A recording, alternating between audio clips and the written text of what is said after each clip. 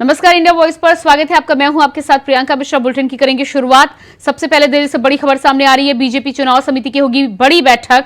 उत्तर प्रदेश को लेकर आज दिल्ली में बड़ी बैठक। उत्तर प्रदेश को लेकर दिल्ली में बड़ी बैठक। 100 से 120 उम्मीदवारों की लिस्ट हो सकती है जारी। पीएम मोदी, गृह मंत्री अमित शाह बैठक में रहेंगे मौजूद। अध्यक्ष जेपी नड्डा, सीएम योगी भी बैठक में होंगे शामिल। यूपी चुनाव प्रभारी बैजन जयपांडा बैठक में होंगे शामिल। वहीं डिप्टी सीएम केशव प्रसाद मौर्य, ब्रजेश पाठक भी रहेंगे मौजूद। यूपी अध्यक्ष भूपेंद्र चौधरी, महामंत्री धर्मपाल भी बैठक में लेंगे हिस्सा। तो पीएम मोदी, गृह मंत्री अमित शाह बैठक में रहेंगे मौजूद। इसके अलावा उत्तर प्रदेश के तमाम बड़े नेता, मुख्यमंत्री योगी आदित्यनाथ, दोनों डिप्टी सीएम और इसके साथ ही साथ चुनाव प्रभारी यूपी के अध्यक्ष भूपेंद्र चौधरी, महामंत्री धर्मपाल सिंह, ये तमाम लोग बैठक में शामिल होंगे। यूपी को लेकर आज होगा महामंथन। बीजेपी चुनाव समिति की बड़ी बैठक। 100 से 120 सीटों पर उम्मीदवारों के नाम की आ सकती है सूची। यूपी को लेकर आज दिल्ली में बड़ी बैठक। तो उत्तर प्रदेश को लेकर दिल्ली में बड़ी बैठक है। और इसी खबर पर हमारे साथ दिल्ली से संवाददाता सादिक खान जुड़ चुके हैं। जी सादिक, जिस तरह से उत्तर प्रदेश को लेकर आज दिल्ली में बड़ी चुनाव समिति की बैठक होनी है, 100 से 120 उम्मीदवारों की सूची भी सामने आ सकती है, क्या कुछ ताजा जानकारी मिल रही है? बिल्कुल आपको आज बीजेपी केंद्रीय चुनाव समिति की महत्वपूर्ण बैठक है। अगर बात की उत्तर प्रदेश की बैठक मानी जाए, उत्तर प्रदेश मुख्यमंत्री योगी आदित्यनाथ 2 बजे के बाद पार्टी में पहुंचेंगे। साथ ही उत्तर प्रदेश के दोनों डिप्टी सीएम मौजूद हैं। प्रदेश के और संगठन महामंत्री धर्मपाल सिंह की बैठक में मौजूद रहेंगे। माना जा रहा है कि आज शाम 6 बजे का शुभारंभ में देश के प्रधानमंत्री नरेंद्र मोदी, पार्टी अध्यक्ष जेपी नड्डा सहित पार्टी के कई वरिष्ठ पदाधिकारी भी मौजूद रहेंगे। इस बैठक में 700 तक माना जा रहा है आज भारतीय जनता पार्टी अपनी पहली सूची जारी कर सकती है। माना जा रहा है प्रदेश की जो भारी सीटें थी, जिन पर सबसे पहले आज भारतीय जनता पार्टी अपने उम्मीदवारों का तय। जी बिल्कुल, इस पूरी बैठक में जिस तरह से प्रधानमंत्री नरेंद्र मोदी से लेकर गृह मंत्री अमित शाह, बीजेपी अध्यक्ष जेपी नड्डा के अलावा उत्तर प्रदेश के मुख्यमंत्री, दोनों डिप्टी सीएम, तमाम लोग शामिल होंगे। और जानकारी ये भी है कि 100 से 120 उम्मीदवार आ सकते हैं। इसमें प्रधानमंत्री नरेंद्र मोदी से लेकर गृह मंत्री अमित शाह का भी नाम आज सूची में आ सकता है। इसको लेकर क्या कुछ जानकारी है?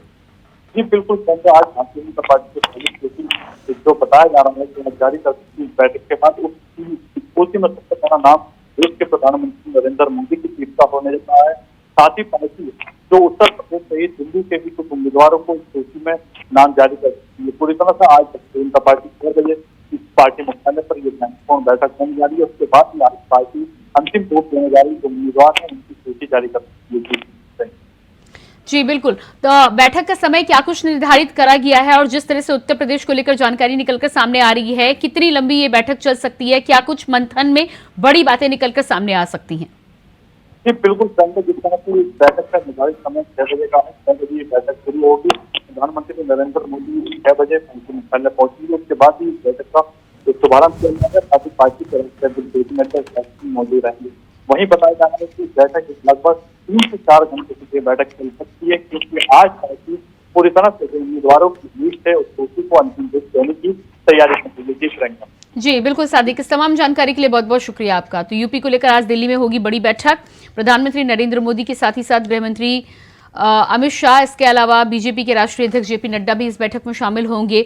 यूपी की तमाम सीटों को लेकर इस बैठक में आज चर्चा हो सकती है। और जानकारी ये भी निकलकर सामने आ रही है कि 100 से लेकर 120 उम्मीदवारों के नामों की घोषणा आज बीजेपी की चुनाव समिति की ओर से, राष्ट्रीय कार्यकारिणी की ओर से की जा सकती है। तो इस वक्त ये अहम जानकारी आपको बता रहे हैं। दिल्ली में उत्तर प्रदेश को लेकर बीजेपी की चुनाव समिति की बड़ी बैठक आज होनी है। हमारे संवाददाता जानकारी दे रहे थे कि तमाम विषयों पर चर्चा होगी। उत्तर प्रदेश से जुड़ी तमाम सीटों पर मंथन किया जाएगा और विचार विमर्श के बाद ही जानकारी निकलकर सामने आ रही कि 100 से 120 सीटों पर आज बीजेपी अपने प्रत्याशियों के नामों का ऐलान कर सकती है।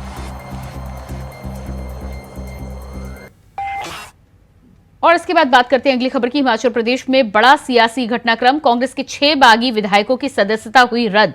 स्पीकर ने 6 विधायकों को अयोग्य करार दिया। क्रॉस वोटिंग करने वाले विधायकों की सदस्यता रद्द। क्रॉस वोटिंग करने वाले विधायकों की सदस्यता हुई रद्द। विधायकों ने व्हिप का उल्लंघन किया। स्पीकर की तरफ से ये बयान सामने आया है, विधायकों ने व्हिप का उल्लंघन किया। ये लोकतांत्रिक मूल्यों का उल्लंघन, ये लोकतांत्रिक मूल्यों का उल्लंघन।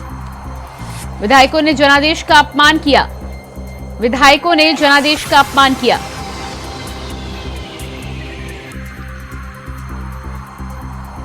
तो हिमाचल में विधानसभा के स्पीकर का ये बयान सामने आया है। 6 सदस्यों की मान्यता की रद्द। और इसके बाद अगली खबर कोलकाता से है। संदेश खाली केस का मुख्य आरोपी शाहजहां शेख गिरफ्तार। 55 दिनों के बाद हुई गिरफ्तारी। संदेश खाली में कई महिलाओं के साथ उत्पीड़न का आरोप। संदेश खाली में कई महिलाओं के साथ उत्पीड़न का आरोप। उत्पीड़न का मुख्य आरोपी है शाहजहां शेख। तो कोलकाता से इस वक्त की अहम जानकारी निकलकर सामने आ रही है। 55 दिनों के लंबे इंतजार के बाद में संदेश खाली के मुख्य आरोपी शाहजहां शेख को गिरफ्तार किया गया है। शाहजहां शेख पर महिलाओं के उत्पीड़न का आरोप लगा है। लंबे समय से इसको लेकर तलाश लगातार जारी थी, लेकिन 55 दिनों के लंबे इंतजार के बाद पुलिस ने गिरफ्तारी की है। संदेश खाली में कई महिलाओं के साथ उत्पीड़न का आरोप है शाहजहां शेख पर। उत्पीड़न का मुख्य आरोपी है शाहजहां शेख। और इसी खबर पर हमारे साथ संवाददाता नितिन चौधरी जुड़ चुके हैं। जी नितिन, इस पूरे मामले में जिस तरह से कोलकाता में 55 दिनों के बाद शाहजहां शेख की गिरफ्तारी हुई है, क्या कुछ ताजा जानकारी है? देखिए, बिल्कुल बता दें कि पश्चिम बंगाल के संदेश खाली में जिस तरीके से महिलाओं के साथ यौन उत्पीड़न का मामला सामने आया था और बताया जा रहा है शाहजहां खां की जो गिरफ्तारी हुई है, उस गिरफ्तारी को लेकर 72 घंटे के अंदर पुलिस ने एक बड़ी कामयाबी मिली। क्योंकि बता दें कि संदेश खाली को लेकर जिस तरीके से लगातार ये मास्टरमाइंड जो है फरार चल रहा था, लेकिन उसके बाद लगातार इसको जो है पुलिस जांच पड़ताल कर रही थी, इसे ढूंढने का प्रयास कर रही थी, लेकिन उससे पहले ये गिरफ्तार नहीं हो पाए थे। बता दें कि इन पर काफी ज्यादा मुकदमे, क्योंकि टीएमसी के एक तो बड़े नेता हैं, एक वहाँ के अध्यक्ष भी प्रदेश अध्यक्ष भी रह चुके थे ये। उसके बाद लगातार इनको पुलिस से ढूंढने का प्रयास कर रही थी। बताया जा रहा कि ईडी जब उनके घर पे पूछताछ के लिए पहुंची थी तो उनके ऊपर जो है हमला कराया गया था उनके अपने गुर्गों के सहारा। और लेकिन उसके बाद लगातार इस तरीके से 10 दिन की जो है पुलिस ने इसकी रिमांड मांगी और कहा कि 10 दिन के लिए पहले न्याय हिरासत में लेकर उसको जो है 14 दिन की पुलिस रिमांड मांग रही थी। लेकिन उसके बाद लगातार पुलिस के द्वारा जब कोर्ट ने इस मामले को उठाने की प्रयास किया था तो उसमें बताया जा रहा है कि 10 दिन की इसमें रिमांड भी दी गई। और बता दें कि काफी दिन से जब फरार चल रहा था तो लगातार इसको पुलिस के द्वारा जो है ढूंढने का प्रयास किया जा रहा था, लेकिन उसमें जो है ईडी के ऊपर हमला कराया था संदेश खाली को लेकर। और जिस तरीके से राशन घोटाले में इनका नाम सामने आ रहा था तो उसको देखते हुए और साथ ही ईडी जमीन से जुड़ी हुई काफी इनके ऊपर मामले बताए जा रहे हैं कि जमीन से जुड़े मामले भी हैं। और साथ इसी पे लगातार पुलिस के द्वारा जो है छानबीन की जा रही थी, लेकिन आज पुलिस ने जो है इनको काफी दिन बाद जो है गिरफ्तार कर लिया गया है। जी बिल्कुल, इस पूरे मामले में जिस तरह से 55 दिनों के बाद गिरफ्तारी हुई है और मुख्य आरोपी शाहजहां शेख को बताया जा रहा है, इसके अलावा भी अन्य लोग हैं जिनको लेकर क्या तलाश अभी जारी है? और इसके अलावा पूछताछ की बात की जाए तो पूछताछ में क्या कुछ निकल कर सामने आएगा? अभी तक जो तमाम आरोप लिए गए उसके आधार पर पुलिस किस तरह से कार्रवाई कर सकती है?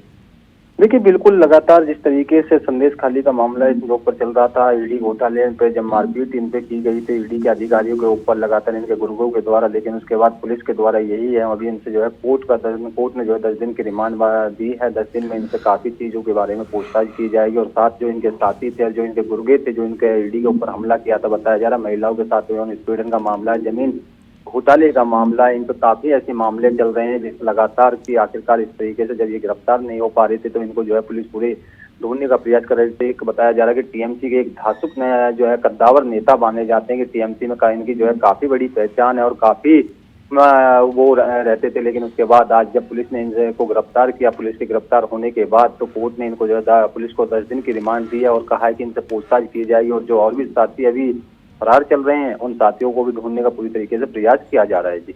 जी बिल्कुल, तो इस पूरे मामले में साथियों को ढूंढने का भी प्रयास किया जा रहा है। अब जब इतने दिनों के बाद, लंबे समय के बाद गिरफ्तारी हुई है तो इस पूरे मामले में राजनीतिक बयान किस तरह से निकलकर सामने आ रहे हैं? क्योंकि बीजेपी के नेता वहां पर कड़ी मशक्कत के बाद धरना देने के लिए पहुंचे थे, उनको परमिशन यहां पर दी गई थी तमाम विरोधियों का, और इसके साथ ही साथ नेताओं की तरफ से क्या कुछ बयान आ रहे हैं गिरफ्तारी के बाद? देखिए, बिल्कुल लगातार जिस तरीके से इस पर राजनीति भी काफी गरमाती हुई नजर आ रही है कि भारतीय जनता पार्टी के जो लोग हैं, जो नेता हैं, वो इस पर जो है कह रहे हैं कि इस तरीके से ईडी के अधिकारियों पर जो हमला किया था तो वो काफी दिक्कतों का सामना करना पड़ा था। लेकिन उसके बाद लगातार इसको जो है देखा जा रहा है कांग्रेस सरकार ने भी घेरा है। और बता दें कि भाजपा के तृणमूल जो कांग्रेस सरकार का बंगाल की जो पार्टी के राष्ट्रीय अध्यक्ष है सुकांत ने कहा है कि भाजपा संदेश खाली महिला आंदोलन में भी काफी इसमें भागीदारी रही थी, लेकिन उसके बाद लगातार इस मामले को अब देखा जा रहा है कि इस पर राजनीति भी काफी गर्माती हुई नजर आ रही है। और साथ ये भी कहा जा रहा है कि जिस तरीके से ये फरार चल रहे थे और शाहजहां तो उसको गिरफ्तारी के बाद जब आज उनके वहाँ के जो डीआईजी हैं उन्होंने साहब जॉब पे कह दिया है और डीजीपी ने भी कहा है कि इनको गिरफ्तार कर लिया गया है और साथ इनसे अभी पूछताछ चल रही है और वहाँ पर जो है राजनीतिक भी काफी गर्माती हुई नजर आ रही है। भारतीय जनता पार्टी के लोग भी धरना प्रदर्शन लगातार कर रहे थे, जिस तरीके से ईडी के अधिकारियों के ऊपर इन्होंने मारपीट की थी और उसके बाद लगातार महिलाओं को यौन उत्पीड़न भी किया गया था और साथ ही जमीन जिस तरीके से वहाँ पर कब्जाने का काम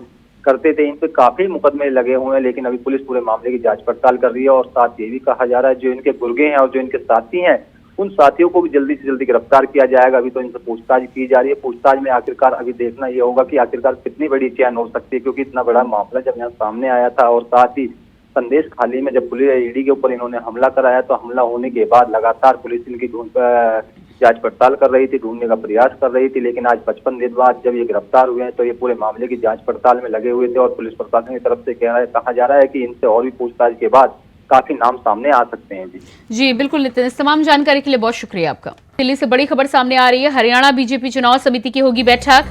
दिल्ली के हरियाणा भवन में होगी बैठक। दिल्ली के हरियाणा भवन में होगी बैठक। सीएम मनोहर लाल हरियाणा बीजेपी अध्यक्ष रहेंगे मौजूद। सीएम मनोहर लाल हरियाणा बीजेपी अध्यक्ष रहेंगे मौजूद। हरियाणा बीजेपी चुनाव समिति की होगी बैठक। तो लोकसभा चुनाव के मद्देनजर अलग अलग राज्यों को लेकर बैठक आज राजधानी दिल्ली में होनी है। दिल्ली के हरियाणा भवन में हरियाणा को लेकर बैठक की जाएगी। सीएम मनोहर लाल हरियाणा बीजेपी के अध्यक्ष इस बैठक में रहेंगे मौजूद। तमाम लोकसभा सीटों को लेकर चुनाव के समय प्रत्याशियों को लेकर होगी चर्चा, होगा मंथन। हरियाणा बीजेपी चुनाव समिति की बैठक। और इसी खबर पर चंडीगढ़ से संवाददाता राकेश छाबड़ा हमारे साथ फोन लाइन पर जुड़ चुके हैं। जी राकेश, दिल्ली के हरियाणा भवन में आज अहम बैठक होनी है। इसमें सीएम मनोहर लाल के साथ ही साथ कई अहम नेता भी मौजूद रहेंगे। क्या कुछ निकल कर आने की उम्मीद है? जी बिल्कुल, आपको बता दें कि जैसे कि लोकसभा चुनाव नजदीक है तो उसको लेकर जो हरियाणा के सीएम मनोहर लाल खट्टर है जो दिल्ली पहुंचे हुए हैं और दिल्ली के स्थित हरियाणा भवन में जो है चुनावी जो अधिकारी है उनके साथ मीटिंग चल रही है। आपको बता दें कि इसमें हो सकता है कि कुछ चेहरे जो अनाउंस किए जा सकते हैं और इस मीटिंग में जैसे कि नायब सिंह सैनी और ऐसे कई आगू हैं जो वहां पे पहुंचे हुए हैं और अभी मीटिंग करीब 10 साढ़े 10 बजे शुरू हुई है। तो अभी तक ये मीटिंग चल रही है। आगे कितने बजे चलेगी, कितने चेहरे अनाउंस करते हैं, क्या आगे आता है, ये आने वाली तस्वीरें बताएंगी। लेकिन अभी जो है हरियाणा की जो है भारतीय जनता पार्टी की चुनावी समिति के साथ मीटिंग चल रही है। जी बिल्कुल, तो इस पूरे मामले में जिस तरह से आज सीएम मनोहर लाल के साथ ही साथ हरियाणा बीजेपी के अध्यक्ष भी इस बैठक में शामिल होंगे, प्रत्याशियों के नामों को लेकर भी क्या चर्चा हो सकती है? इसके अलावा क्या कुछ तैयारी इस बैठक में दिखाई दे सकती है? जी बिल्कुल, इसको लेकर आज करीब सुबह 10:30 बजे जो मीटिंग चल रही है इसमें जो है चुनाव को लेकर बड़े खुलासे हो सकते हैं। कौन से चेहरे आएंगे, नए चाहे मिलेंगे या पुराने जो वर्कर्स हैं उनमें से कुछ निकल के आएंगे। अभी इसकी पुष्टि नहीं हुई है, लेकिन हाँ इतना जरूर है कि आने वाली तस्वीरों में ये क्लियर हो जाएगा और इसकी लिस्ट अगले 1-2 दिन में जो सूत्रों के हवाले से जानकारी मिली कि अगले 1-2 दिन में भारतीय जनता पार्टी की तरफ से जो हरियाणा की जो है सीटें जारी कर देंगे, अनाउंसमेंट हो जाएगी कि कौन कौन से कैंडिडेट्स कौन सी सीट्स पे लड़ रहे हैं। तो इसके ऊपर अभी जो सस्पेंस बना हुआ है तो आने वाली तस्वीरें बताएंगे कि अभी क्या निकल के आता है। जी, इसके अलावा हरियाणा बीजेपी के नेताओं की बात करें तो राज्य में क्या कुछ कवायद लोकसभा के लिए नजर आ रही है? जी बिल्कुल, बताते जैसे कि पिछले दिनों से ही ये जो भारतीय जनता पार्टी मनोहर लाल खट्टर जो है इस मामले में सरगर्म है और आपको बता दें कि जितने भी इनके आगू हैं या जितने भी नेता हैं सब इस जो लोकसभा इलेक्शंस के लिए ग्राउंड लेवल पे वर्किंग कर रहे हैं। और आपको बता दें कि हरियाणा में सिर्फ भारतीय जनता पार्टी है जो ग्राउंड लेवल पे काम कर रही है और लेकिन अभी भी अगर बताएं तो सिर्फ भारतीय जनता पार्टी के ही कैंडिडेट्स अनाउंस होंगे, उनकी लिस्ट जारी होगी। ये पहली पार्टी है जो हरियाणा में ये अनाउंस करेगी। इससे पहले अभी तक किसी भी पार्टी ने अनाउंस नहीं किया। तो आप बाकी आने वाली तस्वीरें बताएंगी कि क्या। जी बिल्कुल राकेश, इस तमाम जानकारी के लिए बहुत बहुत शुक्रिया आपका। और उसके बाद अगली खबर लखनऊ से आ रही है। अखिलेश यादव ने बुलाई पीडीए की बैठक। पिछड़ा प्रकोष्ठ के पदाधिकारियों के साथ हो रही है बैठक। लोकसभा चुनाव को लेकर होगी चर्चा। लोकसभा चुनाव को लेकर की जा रही है चर्चा। लखनऊ से इस वक्त की अहम जानकारी। सपा सुप्रीमो अखिलेश यादव ने पीडीए की बैठक बुलाई है। अखिलेश यादव ने बुलाई पीडीए की बैठक। लोकसभा चुनाव को लेकर हो रहा है मंथन। पिछड़ा प्रकोष्ठ के पदाधिकारियों के साथ हो रही है बैठक। अखिलेश यादव ने बुलाई पीडीए की बैठक। तो पीडीए को लेकर जिस तरह से सपा सुप्रीमो नारा देते हुए नजर आते हैं, साफ तौर पर उनका कहना है कि पीडीए ही इस चुनाव में समाजवादी पार्टी के साथ ही साथ इंडिया गठबंधन को जीत दिलाएगा। ऐसे में पिछड़ा प्रकोष्ठ के पदाधिकारियों के साथ बैठक हो रही है। इससे पहले राज्यसभा चुनाव में पीडीए को लेकर काफी राजनीतिक बयान सुनने को मिले थे।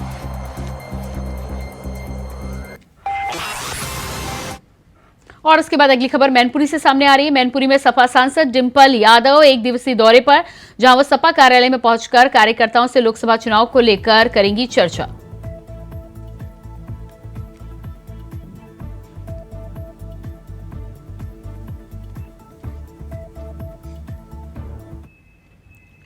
लखनऊ से इस वक्त की अहम जानकारी निकलकर सामने आ रही है। आईएएस अभिषेक का इस्तीफा किया गया मंजूर। यूपी कैडर के 2011 बैच के आईएएस अफसर हैं अभिषेक सिंह। केंद्र सरकार से मिली इस्तीफे को मंजूरी। केंद्र की मंजूरी के बाद यूपी सरकार ने स्वीकार किया इस्तीफा। केंद्र की मंजूरी के बाद यूपी सरकार ने स्वीकार किया इस्तीफा। आईएएस अभिषेक का इस्तीफा मंजूर। आईएएस अभिषेक का इस्तीफा मंजूर। 2011 बैच के आईएएस अधिकारी हैं अभिषेक सिंह। यूपी कैडर के 2011 बैच के अधिकारी हैं आईएएस अभिषेक सिंह। केंद्र सरकार से मिली इस्तीफे को मंजूरी। केंद्र की मंजूरी के बाद यूपी सरकार ने स्वीकार किया इस्तीफा। अगली खबर यूपी के ललितपुर से है, जहां मुख्य चिकित्सा अधिकारी कार्यालय में फाइनेंशियल सेक्टर में जमकर भ्रष्टाचार किया जा रहा है। आपको बता दें कि शासन के नियम के खिलाफ उच्च अधिकारियों की मिली भगत से करोड़ों की सप्लाई की सामग्री पहुंचाई जा रही थी। विभाग में कार्यरत कर्मचारी की बनाई गई फर्म पर करोड़ों की सप्लाई पर सामग्री ली जा रही थी। वहीं पूरे मामले पर जिलाधिकारी का कहना है कि किसी भी विभाग में कार्य कर रहे कर्मचारियों से कोई भी सप्लाई फाइनेंशियल सेक्टर में नहीं ली जा सकती। और ये भी जानकारी मिली है कि सीएमओ से रिपोर्ट मंगाकर जांच कर कार्रवाई की जाएगी। जो फाइनेंशियल प्रूडेंस के प्रिंसिपल्स रहते हैं उसके तहत सभी विभागों में ये चीज़ मनाही होती है कि जिस कार्य से जुड़ा हुआ कोई कार्मिक है तो उसके कोई फैमिली वाले उसमें किसी आर्थिक लाभ के लिए उस विभाग के साथ काम ना कर रहे हो। जैसा कि आपने संज्ञान में लाया गया है आपके द्वारा, सीएमओ के द्वारा सीएमओ के माध्यम से इसमें रिपोर्ट प्राप्त की जाएगी और जिस भी स्तर से सक्षम स्तर से इसमें कार्रवाई की जानी होगी उससे प्रस्तावित की जाएगी। मुरादाबाद के झब्बू नाले इलाके से एक वीडियो हुआ वायरल, जहां सड़क पर नाली का पानी इकट्ठा होने की वजह से लोग परेशान नजर आ रहे हैं। आपको बता दें कि रास्ता ना होने की वजह से लोगों को गंदे पानी से होकर गुजरना पड़ रहा है, जिसका वीडियो सोशल मीडिया पर वायरल हो रहा है। हालांकि वीडियो वायरल होने के बाद अधिकारियों ने इस घटना का संज्ञान लिया है। तो तस्वीरें आप देख पा रहे हैं किस तरह से लोगों को मजबूरी में गंदे पानी से होकर गुजरना पड़ रहा है और लोग इसके लिए मजबूर हैं। लंबे समय से इसकी शिकायत के बावजूद भी अभी तक कोई सुनवाई नहीं हो रही थी, लेकिन वीडियो वायरल होने के बाद में अधिकारी इस पर सजग हुए हैं। लोग आते हैं, देख के चले जाते हैं। अरे चुनाव में पार्षद ने चुनाव लड़ा, इस मुद्दे को कहया था आप लोगों से, क्या हाँ बोलो करवाऊंगा, मगर अभी तक कोई सुनवाई नहीं हो रही। आते नहीं पार्षद इधर ना, आते हैं वहीं इंक्वायर करके चले जाते हैं। दूर तक ये एक तो यहाँ की इधर को नदी में, इधर का पता नहीं कौन सा पार्षद है यहाँ का। उन्होंने आगे तक कभी सड़क करवाई तो वो खराब हुई भी है और इतनी परेशानी है कि जुम्मे के दिन बहुत ज़्यादा पानी हो जाता है यहाँ पे। और इसी के साथ फिलहाल इस बुलेटिन में इतने ही। खबरों का सिलसिला जारी रहेगा। नमस्कार।